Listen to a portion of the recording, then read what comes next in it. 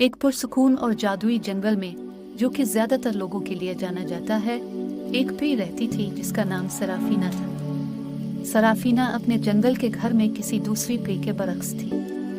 इसके प्रो में रंगों का एक शानदार मोज़ेक था जो कौस कज़ा के हर रंग से चमक रहे थे। उन्होंने प्रतिभा के कैलेडोस्कोप में सूरज की रोशनी को मुनकिस किया, जिससे वो जंगल की सबसे परफितन मखलूक बन गई। एक रोशन सुबह सराफीना अपने प्रो में झिलमिलाती मुहिम जोई के एहसास के साथ बेदार हुई। इसने इन मानूस बागों और घास के मैदानों से बाहर तलाश करने का फैसला किया जिसे वो अच्छी तरह जानती थी। जब वो जंगल में फड़फड़ा रही थी, इसके प्रो के मुतहर्रिक रंग हुआ में रोशनी की पगडंडियों को पेंट कर रहे थे। घंटों की खुशकुन तलाश के बाद सराफीना घनी बैलों और घने पौधों से लिपटे एक पोशीदा रास्ते से ठोकर खा गई। इसका तजस्सुस बढ़ गया।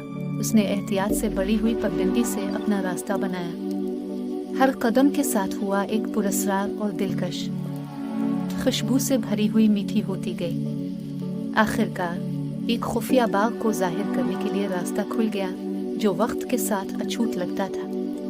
इस बाग के दिल में लातादाद लीलोक फूल थे। उनके नर्म जामनी रंग एक आसमानी रोशनी से चमक रहे थे। ये नज़ारा दम तोड़ने वाला था और सराफीना ने इस जादुई जगह से फौरी ताल्लुक महसूस किया। न सिर्फ इसके परों की खूबसूरती से मुमासिल था, बल्कि उसे मजीद बढ़ाता दिखाई दे रहा था। उसने सारा दिन लीलोक बाग की मुहाफिज बन गई, जो जादुई जंगल में खूबसूरती और दरियाफ्त की अलामत है। इसकी कहानी सुनाई गई और दोबारा सुनाई गई, जिसने इन गिनत परियों को अपने इर्द गिर्द छुपे खजानों को तलाश करने, ख्वाब देखने और उनकी परवरिश करने की तरगीब दी।